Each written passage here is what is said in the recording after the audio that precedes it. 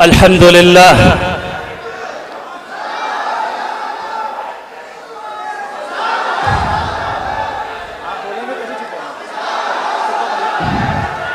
الحمد لله الذي يقدم من يشاء بفضله ويؤخر من يشاء بعدله، والحمد له على إحسانه والشكر له على توفيقه وامتنانه، وصلى الله وسلم على خاتم النبيين وإمام المرسلين سيدنا محمد بن عبد الله الأمين وعلى آله الطيبين وأصحابه الغر الميامين. ما اتصلت عين بنظر ووعت أذن بخبر وسلم تسليما كثيرا كثيرا. أما بعد، فأعوذ بالله من الشيطان الرجيم. بسم الله الرحمن الرحيم. بل نقذف بالحق على الباطل فيدمغه فإذا هو زاهق ولكم الويل مما تصفون. صدق اللہ العظیم. عزیز طلبہ کرام، یہ میرے لیے شرف و سعادت کی بات ہے کہ میں اس وقت ازہر الہند ام المدارس دارالعلوم دیوبند میں آپ سے مخاطب ہوں.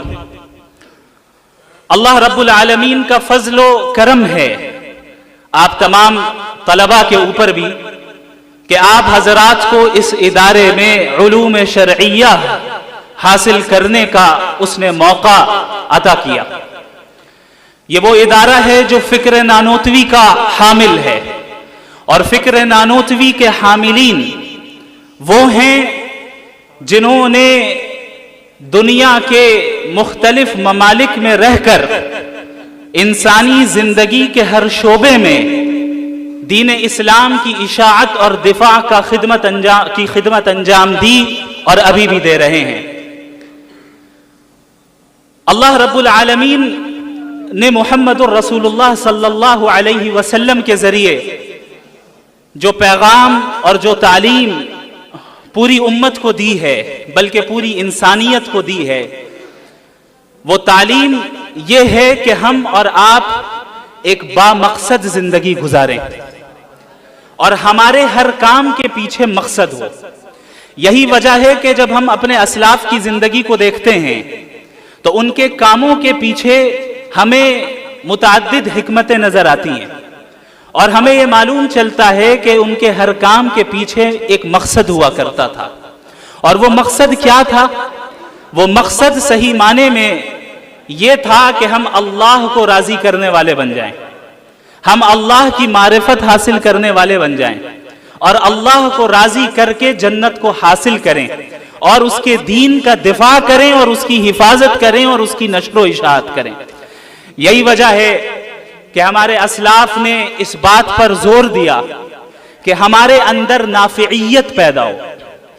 فَأَمَّا الزَّبَدُ فَيَذْهَبُ جُفَاءً وَأَمَّا مَا يَنْفَعُ النَّاسَ فَيَمْكُثُ فِي الْأَرْضِ كَذَلِكَ يَضْرِبُ اللَّهُ الْأَمْثَالَ. کہ جو جھاگ ہے وہ ختم ہو جاتا ہے، لیکن جس کے اندر نافعیت ہے وہ باقی رہتا ہے، اور اللہ اسی طرح مثالیں دیتا ہے. حضرت مولانا ابو الحسن علی الحسنی الندوی رحمت اللہ علیہ نے اس آیت کے ضمن میں یہ فرمایا کہ ڈاروینین ایولیوشن کے ماننے والوں کے نزدیک بقائے اصلاح کا قانون ہے، اور جبکہ قرآن کریم نے جو اصول پیش کیا وہ یہ ہے کہ بقائے انفع کا قانون پیش کیا کہ اس دنیا میں وہ باقی رہے گا جو زیادہ نفع بخش ہوگا، اس دنیا میں وہ باقی رہے گا جس سے لوگوں کو نفع پہنچے گا. لہٰذا اگر ہم نے اور آپ نے اپنے اندر نافعیت کو پیدا کیا جس کے ذریعے تمام انسانوں کو نفع پہنچے، تو یاد رکھیے باقی آپ ہی رہیں گے، باقی آپ ہی رہیں گے. یہ اللہ کا قانون ہے، یہ اللہ کی سنت ہے، یہ قرآن کا اعلان ہے. لہٰذا اس بات کا عزم کرنا ہے ہم سب کو کہ ہم اور آپ اسلام کی حفاظت کی خدمت انجام دیں گے، اور ہر زمانے میں جتنے نئے فتنے اٹھیں کبھی ان فتنوں سے ہم مروب نہیں ہوں گے. جب آپ صحابہ کرام کی زندگی کو پڑھیں تو آپ کو اندازہ ہوگا کہ صحابہ کرام کے دل و دماغ میں ایمان اس طرح راسخ ہو گیا تھا کہ قیصر و کسریٰ کا عظیم الشان نظام انہوں نے پلٹ ڈالا، لیکن کبھی اس نظام سے مرعوب نہیں ہوئے، کبھی کسی سے متاثر نہیں ہوئے، کبھی یہ نہیں سمجھا کہ دنیا کیا کر رہی ہے اور دنیا اس طرح چل رہی ہے، نبی ہمیں دوسری طرح چلا رہے ہیں، نہیں، بلکہ فخر سے بیان کیا۔ ایک شخص نے ایک صحابی رسول سے استہزاءً کہا، ارے تمہارے نبی کیا استنجا کرنا بھی سکھاتے ہیں؟ انہوں نے یہی جواب فخر کے طور پہ کہا کہ جی ہاں، استنجا کرنا بھی سکھاتے ہیں۔ یہ اس کے سچے نبی ہونے کی دلیل ہے، اس دین کے کامل ہونے کی دلیل ہے کہ یہ دین طہارت سے لے کر آگے تک اور ہر انسانی زندگی کے ہر شعبے کے متعلق تعلیم رکھتا ہے۔ یہ اس دین کی خصوصیت ہے۔ یہی وجہ ہے کہ جب ہم اسلام کی بات کرتے ہیں تو کامل اسلام کی بات کرتے ہیں۔ اسلام کا مطلب یہ نہیں کہ ہم صرف نماز روزہ رکھنے والے بن جائیں، بلکہ اسلام یہ ہے کہ ہمارا ورلڈ ویو اسلامی ہو جائے، ہم ہر چیز اسلام کے مطابق کریں، چاہے ہم زندگی کے کسی بھی مرحلے میں کیوں نہ ہو۔ اللہ رب العالمین کا یہ احسان رہا، فضل رہا کہ اللہ نے ہم سب کو اس دین کے علم کو حاصل کرنے کی توفیق عطا فرمائی۔ اب ہماری ذمہ داری ہے کہ اس نعمت کی ہم قدر کس طرح کرتے ہیں، چونکہ اللہ کا یہ دستور ہے، اللہ کا یہ نظام ہے کہ اللہ اس شخص کی نعمتوں میں اضافہ کرتا ہے جو اس کی نعمتوں کا شکر ادا کرتا ہے، اور اگر ہم اس نعمت کی ناشکری کریں تو اس بات کا اندیشہ ہوتا ہے کہ کہیں ایسا نہ ہو کہ وہ نعمت ہم سے سلب کر لی جائے اور کسی اور کو دے دی جائے۔ اس ادارے میں آپ کا موجود ہونا، اس ادارے میں ہم سب کا اس وقت موجود ہونا، یہ در حقیقت اللہ کی نعمت ہے اور اس کی قدر کرنا یہ ہم سب کی ذمہ داری ہے۔ مجھے بڑی خوشی ہوئی جب میں یہاں داخل ہوا، مجھے یہ امید نہیں تھی بلکہ یہ توقع نہیں تھی کہ اتنی محبت آپ حضرات اپنی محبت کا اظہار میرے لیے کریں گے، چونکہ حقیقتاً میں اپنے آپ کو اس کا اہل نہیں سمجھتا اور ہوں بھی نہیں، اور یہ محض اللہ کا فضل رہا کہ ذَلِكَ فَضْلُ اللَّهِ يُؤْتِيهِ مَن يَشَاءُ، کہ اللہ رب العالمین جس طرح دین کا کام لینا چاہے لے۔ میرے عدم استحقاق اور نااہلی کے باوجود اللہ نے یہ کام لیا، یہ ضرور میرے اساتذہ کرام، میرے مشائخ اور تمام مسلمانوں کی دعاؤں کا ہی نتیجہ ہے۔ اللہ رب العالمین کے اس دین کا دفاع کرنا اور آپ جس زمانے میں ہو اس زمانے میں ابھرتے ہوئے فتنوں کا مقابلہ اس انداز میں کرنا جو اس زمانے کا تقاضا ہو، یہ در حقیقت ہمیں ہمارے اسلاف کی زندگی سے اس کا پتہ چلتا ہے۔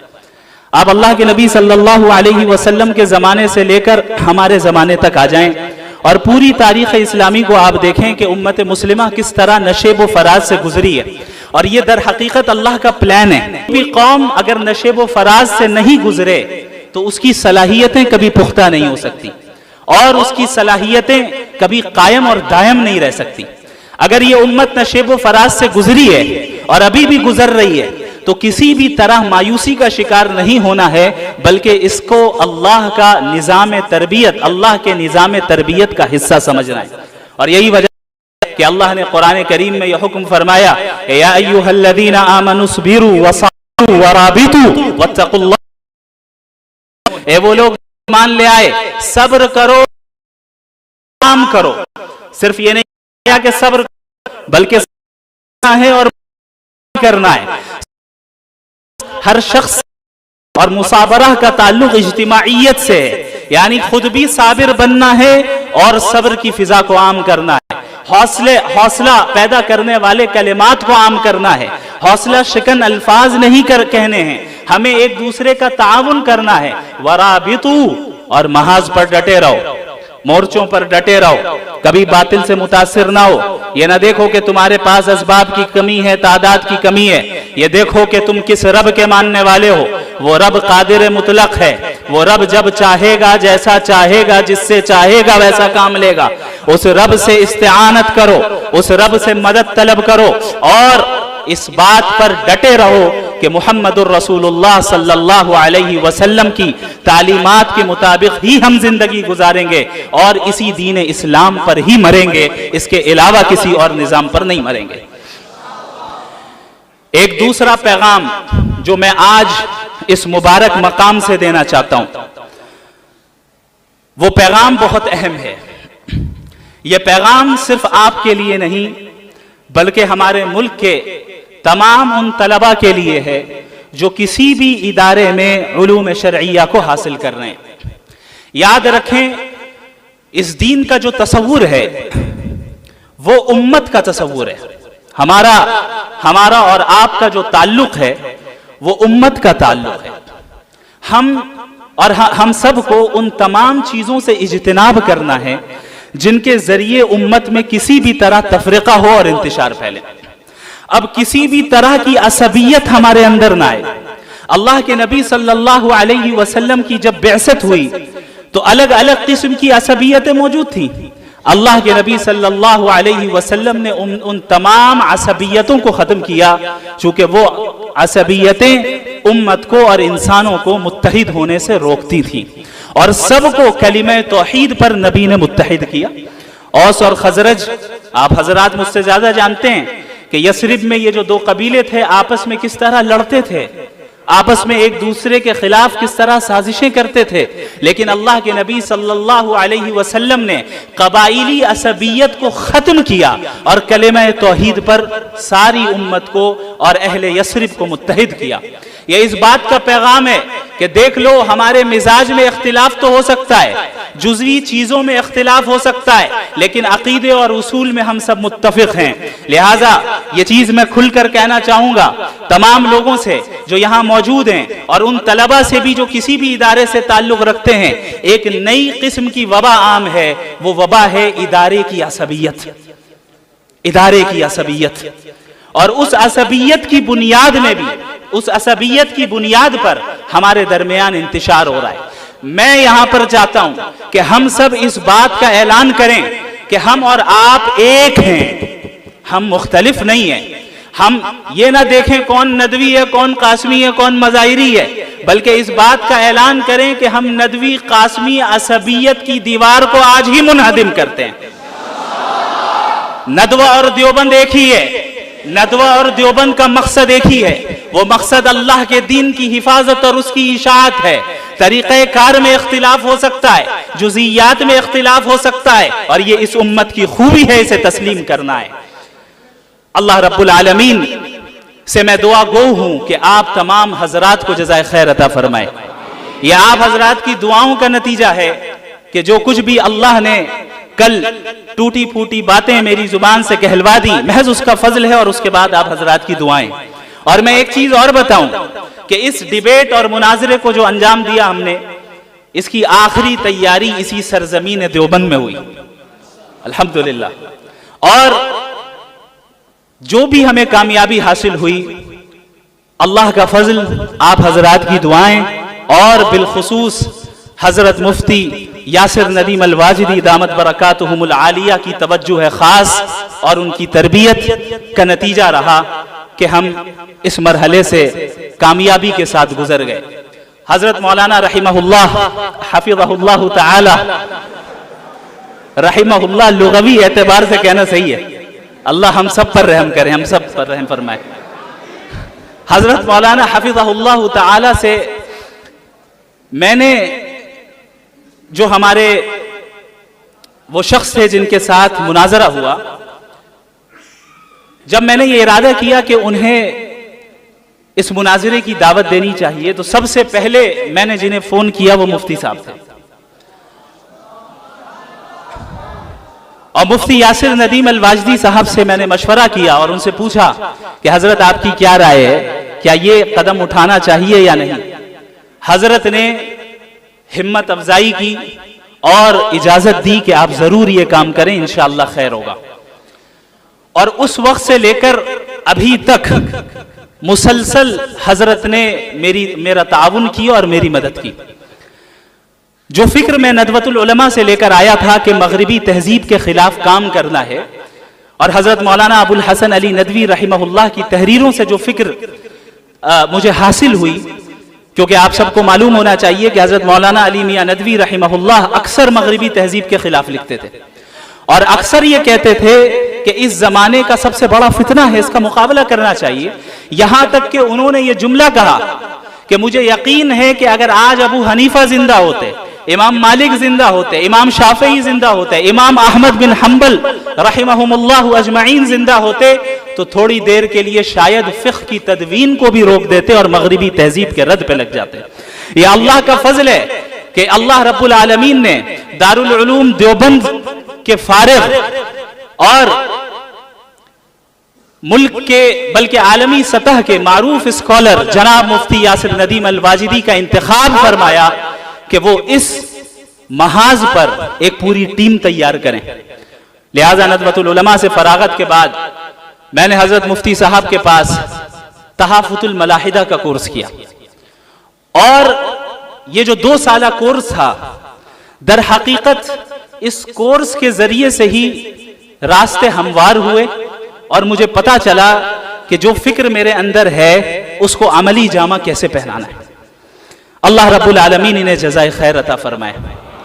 मैं अक्सर कहता हूं कि हजरत का एहसान मेरे ऊपर इतना ज्यादा है कि जिस तरीके से इमाम अबू यूसुफ के लिए अबू हनीफा थे, जिस तरीके से इब्ने क़य्यिम के लिए इब्ने तैमिया थे, ठीक इसी तरीके से मेरे लिए हजरत मुफ्ती यासिर नदीम अल-वाजिदी दामत बरकातुहुमुल आलिया हैं।